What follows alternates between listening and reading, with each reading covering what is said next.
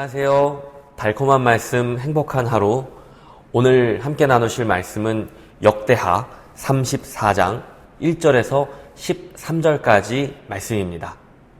요시야가 왕위에 오를 때에 나이가 8세라 예루살렘에서 31년 동안 다스리며 여호와 보시기에 정직하게 행하여 그의 조상 다윗의 길로 걸으며 좌우로 치우치지 아니하고 아직도 어렸을 때 곧 왕위에 있은 지 8년에 그의 조상 다윗의 하나님을 비로소 찾고 제12년에 유다와 예루살렘을 비로소 정결하게 하여 그 산당들과 아세라 목상들과 아로 새긴 우상들과 부어 만든 우상들을 제거하여 버리매 무리가 왕 앞에서 바알의 제단들을 헐었으며 왕이 또 그 제단 위에 높이 달린 태양상들을 찍고 또 아세라 목상들과 아로 새긴 우상들과 부어 만든 우상들을 빻아 가루를 만들어 제사하던 자들의 무덤에 뿌리고 제사장들의 뼈를 제단 위에서 불살라 유다와 예루살렘을 정결하게 하였으며 또 므낫세와 에브라임과 시므온과 납달리까지 사면 황폐한 성읍들에도 그렇게 행하여 제단들을 허물며 아세라 목상들과 아로 새긴 우상들을 빻아 가루를 만들며 온 이스라엘 땅에 있는 모든 태양상을 찍고 예루살렘으로 돌아왔더라. 요시야가 왕위에 있은 지 18째 해에 그 땅과 성전을 정결하게 하기를 마치고 그의 하나님 여호와의 전을 수리하려 하여 아살랴의 아들 사반과 시장 마아세야와 서기관 요아하스의 아들 요아를 보낸지라. 그들이 대제사장 힐기야에게 나아가 전에 하나님의 전에 헌금한 돈을 그에게 주니 이 돈은 문을 지키는 레위 사람들이 므낫세와 에브라임과 남아있는 모든 이스라엘 사람과 온 유다와 베냐민과 예루살렘 주민들에게서 거둔 것이라. 그 돈을 여호와의 전 공사를 감독하는 자들의 손에 넘기니 그들이 여호와의 전에 있는 일꾼들에게 주어 그 전을 수리하게 하되 곧 목수들과 건축하는 자들에게 주어 다듬은 돌과 연접하는 나무를 사며 유다 왕들이 헐어버린 성전들을 위하여 들보를 만들게 하매 그 사람들이 성실하게 그 일을 하니라. 그의 감독들은 레위 사람들 곧 므라리 자손 중 야핫과 오바댜요 그핫 자손들 중 스가랴와 무술람이라. 다 그 일을 감독하고 또 악기에 익숙한 레위 사람들이 함께 하였으며 그들은 또 목독군을 감독하며 모든 공사 담당자를 감독하고 어떤 레위 사람은 서기와 관리와 문지기가 되었더라. 아멘. 이스라엘은 통치자와 백성들 모두 하나님을 등지고 우상들에게 자기의 삶을 내어 맡긴 채 60여 년이라는 긴 시간을 살아왔습니다. 그리고 왕이 된 지 2년 만에 살해당한 왕 아몬이 있었고 곧이어 그의 아들 요시야가 8세라는 아주 어린 나이에 왕위에 오르게 되었습니다. 이처럼 어수선하고 어지러운 상황 속에서 백성들은 어떤 소망을 가질 수 있었을까요?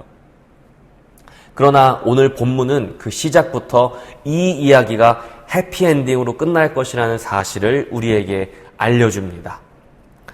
요시야가 왕위에 오를 때에 나이가 8세라 예루살렘에서 31년 동안 다스리며 여호와 보시기에 정직하게 행하여 그의 조상 다윗의 길로 걸으며 좌우로 치우치지 아니하고. 요시야는 여호와가 보시기에 정직하게 행하는 사람이었습니다. 사람의 눈을 의식하고 사람들이 보기에 정직하게 행하는 사람들은 더러 있습니다. 그러나 하나님의 시선을 의식하고 하나님이 보시기에 정직하게 행하는 사람들은 흔치 않습니다. 그러나 요시야는 하나님이 보시기에 정직하게 행하는 사람이었다라고 기록되어 있습니다. 성경은 이스라엘 왕들을 크게 두 부류로 설명합니다. 좋은 예와 나쁜 예가 있습니다. 좋은 예는 다윗의 길로 걸어가는 왕들입니다. 나쁜 예는 여로보암의 길로 걸어가는 왕들이었습니다. 요시야는 다윗의 길로 걸어가는 좋은 왕이었을 뿐만 아니라 그가 좌우로 치우치지 아니하였다라고 유일하게 기록된 왕이었습니다. 우리가 살아가는 이 세대는 기준이 없는 세대입니다. 내 말도 옳고 너의 말도 옳다. 좌도 옳고 우도 옳다. 모두가 옳다라고 말해야 관용이 있고 지혜로운 사람이라고 평가받는 세대입니다. 그러나 기준이 없다면, 모두가 다 자기 말이 옳다고 주장하는 세상이라면 그것은 정말로 망하는 길로 가는 지름길입니다. 고속도로에서는 나보다 빨리 달리면 전부 다 정신이 나간 사람이고, 나보다 느리게 달리면 모두가 다 바보, 멍청이라는 말이 있습니다. 어째서일까요? 옳음의 기준이 자기 자신에게 있기 때문입니다. 누구도 완벽하게 공평과 정의로 판단할 수 없습니다. 어떤 사람의 삶도 모든 사람에게 기준이 될 만큼 완벽할 수는 없습니다. 정말로 그런가요? 성경은 모든 사람이 죄인이다 라고 우리에게 알려주고 있습니다. 우리는 모두 흠결이 있고 완전하지 못한 죄인에 불과합니다. 그렇기 때문에 누구도 이 세상에서 완벽한 기준이 되어줄 수는 없습니다. 그래서 온전한 기준을 가지고 있지 못한 사람들은 저마다 자기만의 기준을 가지고 많은 사람들을 아프게 찌르게 되는 것입니다. 여러분도 혹시 여러분만의 기준을 가지고 세상을 판단하고 많은 사람들을 아프게 찌르고 계시지는 않습니까? 나의 기준, 나의 판단으로 인하여 생명을 살리는 것이 아니라 오히려 사람들을 무너지게 하고 마음 아프게 하고 낙담하게 만들고 있다면 과연 내가 가지고 있는 기준이 누구의 것인지 돌아보는 자세가 필요할 것입니다. 요시야는 자기 자신이나 다른 무엇이 아닌 온전한 기준을 가지고 있었습니다. 그는 그 기준으로부터 좌로나 우로나 치우치지 않는 고든 사람이었다라고 평가를 받습니다. 그는 8살의 왕이 되었습니다. 여러분 생각해 보십시오. 8살이라고 하는 어린 아이가 왕이 되었는데 누가 자신의 나라를 또 자신의 삶을 그 어린 왕에게 온전히 맡길 수가 있었겠습니까? 아마 처음부터 요시야 왕은 섭정과 내정 간섭으로 상당히 어려운 시절을 보낼 수밖에는 없었을 것입니다. 8살의 어린 왕은 이리저리 흔들리며 자신이 의지해야 할 무언가를 갈망하며 살아왔을 것입니다. 그러나 요시야는 사람이나 우상이나 다른 어떤 무엇을 의지하지 않았습니다. 다른 그 어떤 것을 자기 인생의 기준으로 삼지 않았습니다. 그가 16살이 되던 때에 비로소 하나님을 찾았다라고 성경은 설명하고 있습니다. 본문 3절을 보시면 아직도 어렸을 때 곧 왕위에 있은 지 8년에 그의 조상 다윗의 하나님을 비로소 찾고라고 설명하고 있습니다. 여기서 찾았다라고 번역되어 있는 히브리어 다라쉬는 상의하다, 열정적으로 알려고 애쓰다라는 의미를 담고 있습니다.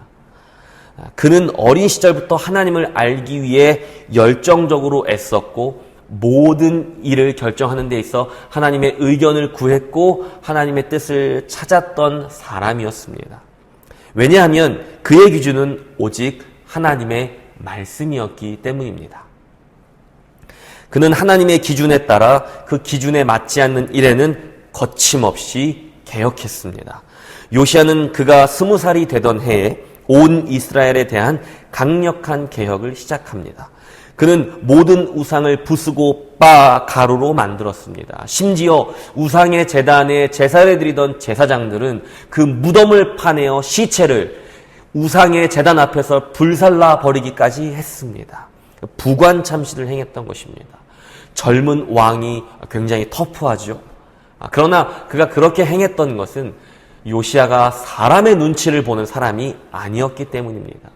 그리고 자기의 기준, 사람의 방식으로 일하는 것이 아니라 오직 하나님의 기준으로 하나님의 방식대로 일하는 사람이었기 때문에 그렇게 과감하고 터프하게 개혁을 할 수 있었던 것입니다. 6년이 더 지나 요시야는 성전 보수 공사를 통해 새로운 개혁을 또 시작하게 되었습니다. 성전 보수 공사를 위한 헌금은 남과 북 온 이스라엘 백성들로부터 거두어 들여졌습니다. 공사 기술자들은 성실하고 또 정직하게 일했다라고 합니다.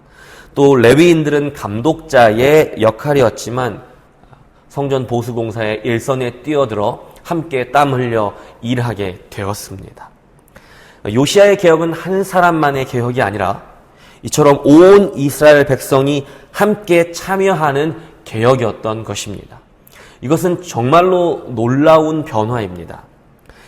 잘못된 길에 들어선 왕들로 인하여 60여 년간 우상들에게 찌들어 있었던 백성들입니다. 그들의 삶은 우상 숭배로 찌들어 있었습니다. 하나님을 등지는 삶을 살았습니다. 그런데 그 백성들의 삶이, 온 이스라엘 땅의 삶이 어떻게 변화하고 있습니까? 이제는 하나님의 성전을 위해 자발적으로 헌금을 드리고 있습니다. 그리고 하나님의 성전을 보수하는 일에 참여한 기술자들은 성실하게, 진실한 마음으로, 정직하게 성전을 위해 일하게 되었다라는 것입니다. 60여 년이라는 긴 시간 동안 우상 숭배에 찌들어 있던 백성들의 삶이 어떻게 이렇게 놀랍도록 변할 수 있었을까요? 바로 그 백성들 앞에 하나님의 말씀을 기준으로 삼고 일하는 사람이 있었기 때문입니다. 우리에게는 너무나 분명한 기준이 있습니다. 그 기준은 모호하거나 애매하지 않습니다. 너무나 구체적이며 심지어 인격적입니다. 그 기준이 무엇입니까? 바로 말씀이 육신이 되어 오신 예수 그리스도이십니다. 하나님의 말씀이 육신이 되어 우리에게 새로운 기준으로 오셨습니다. 이제 우리는 다른 어떤 기준이 아니라 내 생각과 지혜가 기준이 아니라 오직 예수님의 본을 기준으로 삼아 살아갈 수 있게 된 것입니다. 부활의 생명의 첫 열매가 되신 그 예수님의 본을 따라 우리는 옳고 그름을 판단할 수 있습니다. 무엇을 해야 할지, 무엇을 하지 말아야 할지 우리는 예수님의 본을 따라 결정할 수 있게 되었습니다. 그냥 사랑하는 것이 아니라 내가 너희를 사랑한 것 같이 너희도 서로 사랑하라 라는 너무나 분명한 본과 기준을 받았습니다. 이제 우리도 좌로나 우로나 치우치지 않고 바로 그 예수님의 본을 따라서 살아갈 수 있게 되었습니다. 우리는 그런 삶을 약속받은 것입니다. 우리가 그렇게 확실한 기준, 확실한 본을 따라 살아갈 때 오늘 본문의 요시야와 같이 공동체는 더욱 하나가 될 것입니다. 또한 혹 잘못된 길로 가고 있는 지체가 있었다면 그러한 지체들도 다시 회복되어 하나님의 영광을 위해 함께 땀 흘려 일하는 자리로 돌아오게 될 것입니다. 사랑하는 강서 공동체 여러분, 만물의 창조주 되시는 하나님께서는 이 땅과 하늘을 다스리는 일에 우리를 부르셨습니다. 왕 같은 제사장으로 부름을 받은 우리도 요시야 왕이 했던 것처럼 내 기준대로가 아니라 내 소견에 옳은 대로가 아니라 오직 좌로나 우로나 치우치지 말고 우리에게 주신 단 하나의 확실한 기준 예수 그리스도의 본을 따라 살아가는 삶으로 공동체를 더욱 하나가 되게 하고 잘못된 길로 걸어가는 지체가 다시 올바른 길로 하나님을 섬기는 길로 돌아올 수 있도록 하는 일에 동참하는 삶을 살게 되기를 축복합니다. 그동안 혹시라도 내 기준으로 상황과 사람들을 판단하며 지내지는 않았는지 회개하고 오늘 하루를 다시 예수 그리스도를 유일한 기준 삼아 좌로도 우로도 치우치지 않기로 다짐하는 시간으로 보낼 수 있기를 바랍니다.